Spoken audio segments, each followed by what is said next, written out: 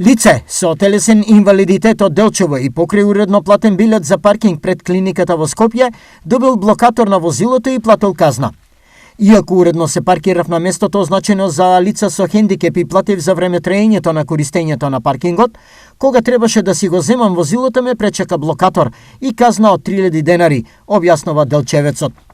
Фискалните сметки за платен паркинг како доказ не помогнале, па дури и грубо му било кажано дека ако не го тргне возилото веднаш, казната ќе биде уште поголема, бидејќи бил член на Сдруженијето за телесни инвалиди, но со седиште надвор од Скопје и поради тоа не можел да го користи посочениот паркинг.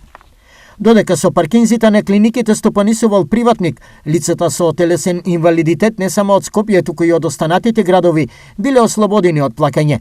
Во моментов, правилото важи само за тие што имаат електронска картица и пожителство и лична карта да се од Скопје, објаснуваат од Сојузот на телесни инвалиди на Македонија. За случајот, Делчевецот најавува покренување на судска постапка.